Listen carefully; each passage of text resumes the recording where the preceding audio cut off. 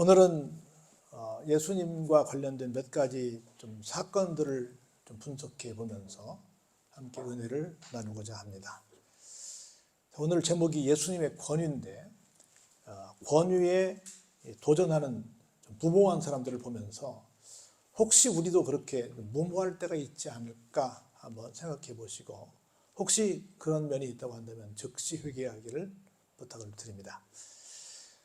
신앙은 뭘까? 어떤 사람이 신앙생활을 할까? 생각해 보면 저는 개인적으로 신앙생활하는 사람은 순수해야 한다라고 생각이 듭니다. 순수하지 않으면 뭔가 막 열심히 있고 헌금도 많이 하고 뭘 하는 것 같은데 그게 끝까지 안 가는 경우들이 있는 것 같더라고요. 참 어리석은 것은 마지막 순간까지 가야 되는데 그러지 못한 게 참 어리석다. 저는 개인적으로 너무너무 감사한 것이 사실은 저희 부모님은 교회를 늦게 다니셨습니다. 제가 목사 안수 받을 때까지 교회를 안 나오셨습니다. 그런데 결혼하고 이렇게 하다 보니까 동네 친구분들이 목사 부모가 돼가지고 교회를 안 가면 됩니까? 이렇게 하니까 체면을 굉장히 중요시 여기는 분들이라서 그냥 체면상 교회를 나와 주셨던 분들입니다. 그런데 마지막 두 분 다 가시는 모습을 볼 때는 확실한 신앙을 갖고 가셔서 그게 얼마나 감사한지 모르겠습니다. 그래서 제가 세상 그 무엇보다 감사한 것은 두 분이 체면으로나마 교회를 가셨는데 마지막 임종하실 때 보니까 확실한 신앙을 가지신 걸 보면서 너무 감사하다. 정말 하나님의 큰 사랑을 받았다라고 생각이 듭니다. 그 가운데 하나가 어느 정도는 좀 순수하지 않으셨을까 하는 생각을 좀 해봅니다. 자기 지식, 자기 지혜, 자기 꾀를 너무 과신하지 않았으면 좋겠습니다. 내 생각, 내 견해, 내 주장, 내 개념을 너무 믿지 않았으면 좋겠습니다. 오늘날 한국 사회가 제가 60년 넘게 살아오면서 물론 그런 때도 있었겠지요. 옛날 4.3 사건이랄지 여러 사건들을 통해 있었겠지만 적어도 제가 살아오는 날 동안 근자처럼 이렇게 서로 갈등과 반목과 대립이 심할 때가 또 있었을까 할 정도로 너무 극렬한 대립을 하고 있습니다. 사실 우리는 삼김시대가 지나면서 그게 끝나길 기대했어요. 저 거제도 출신인 경상도 거제도 출신인 김영삼 전 대통령과 저 목포 밑에 아이도 출신인 우리 김대중 대통령 전라도 사람 그리고 여기 충청도 출신인 우리 김종필 씨 삼김시대라고 그러지 않습니까? 삼김이 충청도의 여론을 묻고 경상도의 여론을 묻고 전라도 여론을 묶어서 막 우리나라를 이렇게 갈라서 했잖아요. 이 부분이 세 분 다 돌아가시면서 좀 끝나겠다라고 생각을 했는데 점점 더 심해지는 모습을 보면서 너무 안타까운 거예요. 전라도는 뭐고 경상도는 뭐고 충청도는 뭐냐는 거지. 다 우리 한민족인데. 왜냐하면 각자 내 생각이 맞아. 내 견해, 내 주장, 내 이념이 맞아. 그럴 수 있죠. 자기 주장할 수 있긴 한데 그게 너무 심하다는 거죠. 그런데 다른 사람들은 그럴 수 있어. 왜? 정치적인 목적, 어떤 경제적인 목적이 있으니까 그럴 수 있는데 적어도 교회는 그래서는 안 된다는 거예요. 적어도 목사님들은 그래서는 안 된다는 거죠. 모두 아까 누구의 하나님이라고 그랬어요? 우리 하나님이라고 그랬잖아요. 적어도 교회는 정치꾼들은 그러라 그래. 근데 적어도 교회는 그래서는 안 되지 않나요? 여기 경상도가 어디 있고 여기 전라도가 어디 있고 여기 무슨 지역이 어디 있냐고요.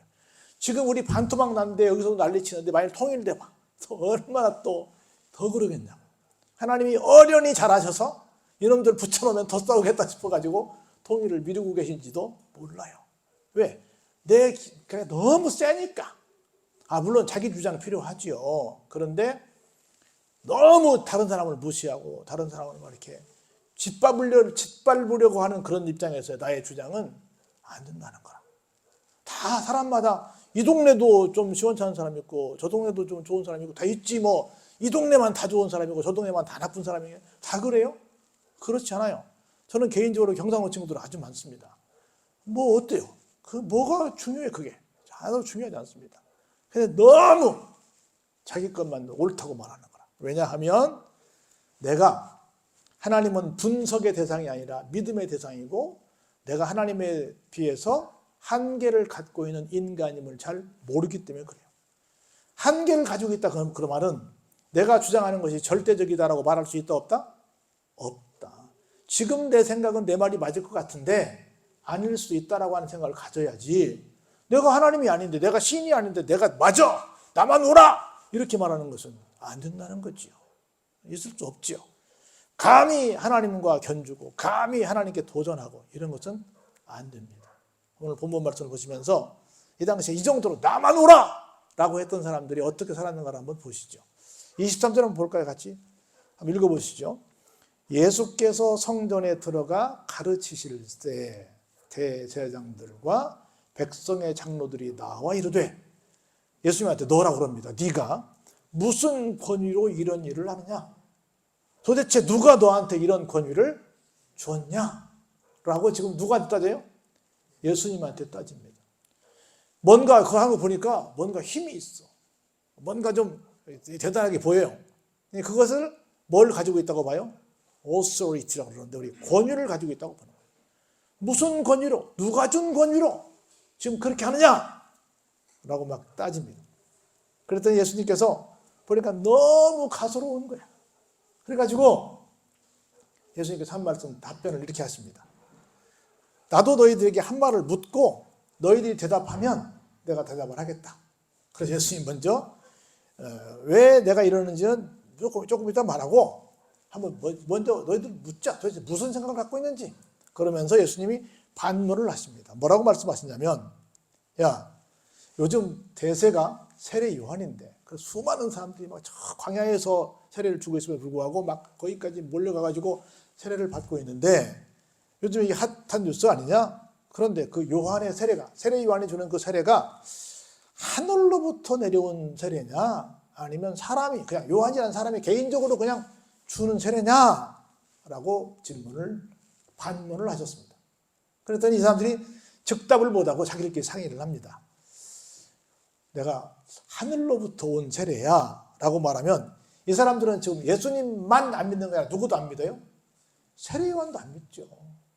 만일 하늘로부터 온 거야 라고 얘기하면, 그런데 너희들은 왜 세례 요한을 인정하지 않아? 이렇게 말할 것이고, 만일 사람으로부터야 라고 말하게 되면 뭐라 그래요? 모든 사람들이 자기들 빼놓고 세례 요한을 뭐라고 봐요? 하나님께서 보내신 선지자다 이렇게 말하는데, 그걸 부정하게 되면 누구만 무시하는 것이 아니라 누구까지 무시하는 거예요?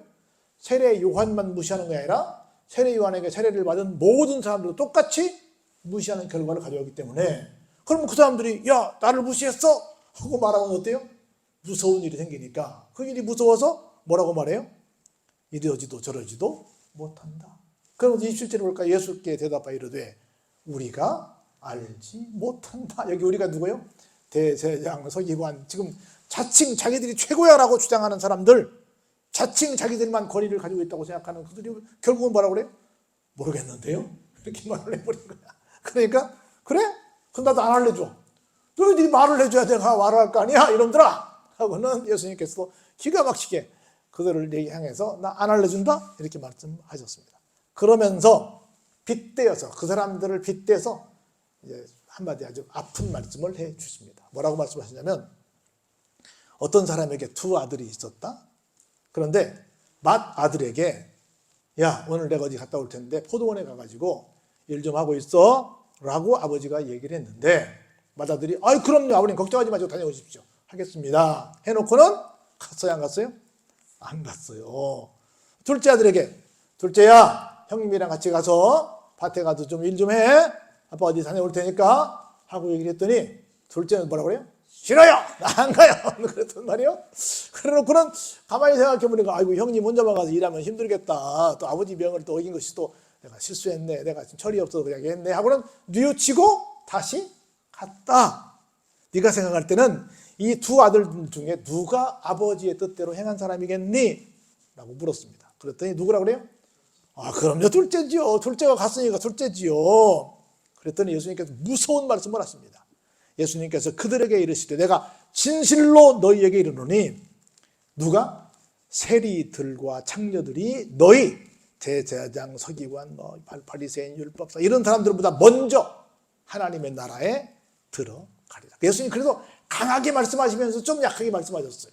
왜냐하면 두 가지인데, 하나는 이 당시에 절대로 사람 취급을 받지 못한 사람이 누구예요? 세리죠.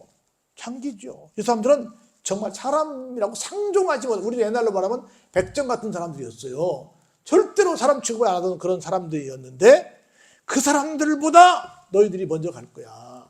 근데 너희들은 못 가! 이래서 더 무서울 텐데 너희들은 가긴 갈 텐데 걔네들이 선배야. 그러니까 이 사람 생각할 때 어때요? 세상에 비교할 사람이 없어서 적당한 사람과 비교해야지 절대로 사람 취급도 못 받는 그런 사람을 비교합니까? 라고 화를 낼 만도 한데 계속 예수님께서 설명을 이어가십니다. 요한이 의의 도로 너희에게 왔다. 그런데 너희는 그를 믿지도 않았고 세리와 창녀는 믿었다. 그리고 너희들은 그걸 보면서도 끝까지 지금까지도 뉘우치지 못하고 믿지도 못하고 있다. 그러면서 누구를 비꼬고 있는 거예요?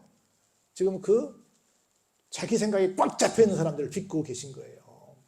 그러면서 볼까요? 또 하나 얘기를 해요. 더 끔찍한 말씀을 하십니다.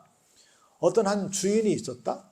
근데 이 사람이 어디를 멀리 가려고 그동안 농사짓던 걸 조금 단도리를 해가지고 포도원을 잘 만들어서 막 울타리로 다 둘러서 아주 막 튼튼하게 포도원을 잘 단도리를 했어. 그리고 거기에 즙자는 틀도 만들고 또 막 망대까지 지어가지고 누가 서리 못하게 해놔서 완전하게 그냥 농사만 지면 될 수 있도록 완벽하게 다 포도 과수원을 다 만들어 놓고 농부들에게 세를 주면서 야, 내가 이번에는 국내를 가지 않고 멀리 외국으로 갔다 올 테니까 너희들 농사 좀 지어라. 그리고는 뭐 얼마 먹고 나한테는 얼마만큼은 세만 좀 줘라 하고 또 모든 과수원을 맡겼어요. 세를 줬어. 각자 줘놓고 갔는데 드디어 이제 세월이 흘러서 열매 딸 때가 됐어요. 그래가지고 이제 수확을 했으니까 뭘 받으러 가야 돼요? 세를 받으러 가야 할 거 아니에요. 세를 받으려고 자기 종들을 농부들에게 보냈습니다. 그랬더니 줘야 돼요? 안 줘야 돼요? 당연히 줘야지. 그런데 농부들이 종들을 잡아서 한 사람은 어때요? 심히 때립니다. 한 사람은 심지어 어떻게 했어요? 죽여버립니다. 또 한 사람은 어떻게 했어요? 막 돌로 쳤어요. 세상에 이게 뭔 일이야? 그래가지고 무슨 오해가 있었나 해가지고 다시 또 다른 종들을 똑같이 보냈어요. 그러더니 똑같이 또 앞에 보낸 사람들처럼 그렇게 대했어요. 막 때리고 죽이고 돌로 치고 똑같은 일을 하는 거예요. 이게 무슨 일이야? 해가지고 같은 종들끼리인가 뭔가 싸움이 있고 뭔가 좀 계급이 같으니까 이렇게 분쟁이 있나 싶어가지고 이번에 누구를 보내요? 자기 아들을 보냅니다. 보내면서 적어도 뭐 내가 주인이고 또 내 아들은 또 나의 버금가니까 나처럼 좀 대해주지 않을까? 내 아들은 좀 존대해주지 않을까? 라고 생각하고 기대하고 보냈더니 이 사람들이 뭐라고 생각해요? 지금까지는 종들을 우리가 그렇게 대해서 죽여서 그냥 단순히 세만 면했는데 지금은 누구니까? 상속자가 왔으니 이 사람을 죽여버리면 그 재산이 우리한테 오겠다.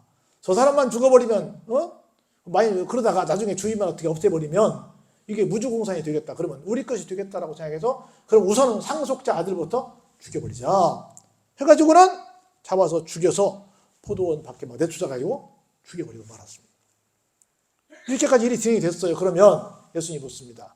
포도원 주인이 올 때 그 농부들을 그렇게 못된 짓 막 때리고 죽이고 막 돌로 친 심지어 아들까지 죽인 이 못된 사람은 어떡하겠니?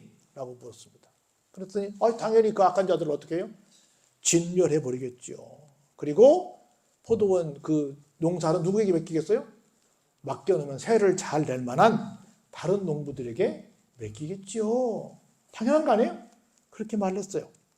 그러면서 예수님께서 비꼬아 이렇게 말씀하십니다. 너희가 성경에 건축자들이 버린 돌이 모퉁이의 머릿돌이 되었나니 이것은 주로 말미암아 된 것이요 우리 눈에 기이하다 함을 읽어본 일이 없느냐라고 말씀하시면서 가치를 모르는 유대인들을 향해서 비아냥거리십니다. 그러므로 내가 너희에게 이르노니 하나님의 나라를 너희는 어때요? 빼앗기게 되고 그 나라의 열매 맺는 백성이 받게 된다. 주객이 전도된다라고 말씀을 하시면서 아주 무서운 경고의 말씀을 하십니다. 이 돌 위에 예수님께 도전하는 그 말입니다. 떨어지는 자는 깨질 것이고 이 돌이 사람 위에 떨어지면 어때요? 그를 가루로 만들어서 흩어지게 될 것이다. 뭐예요? 예수님의 권위에 도전하면 산다 못 산다? 못 산다. 뼈도 못 추린다. 다 가루가 된다는 말씀하십니다. 이 얘기를 가만히 듣고 보니까 대제사장들과 바리새인들이 가만히 듣고 보니 누구한테 누가 말씀하시는 거예요? 예수님께서 자기들에게 지금 말씀하고 계신 것을 알게 된 거예요. 그래가지고 어떻게 해요? 이 사람 봐라, 우리를 향해 정면도전하네, 잡아서 족쳐서 큰 벌을 줘야지 라고 생각을 했으나 누구를 무서워해요? 세례 요한을 인정하고 예수님을 인정하는 많은 무리들을 무서워했습니다. 그래가지고 어떻게 할 수 없어요. 그런데 그들도 마찬가지, 사실은 어때요? 예수님을 선지자로 알았어, 사실은. 그리고 많은 무리들이 다 그렇게 알았기 때문에 이렇게도 저렇게도 못하고 말았다는 얘기가 오늘 본문의 말씀입니다.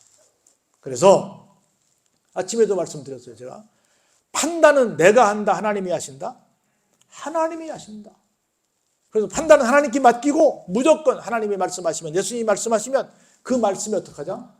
순종하자. 모두가 하나님의 섭리하에서 움직인다. 우리는 심판의 대상이 아니고 구원의 대상이다.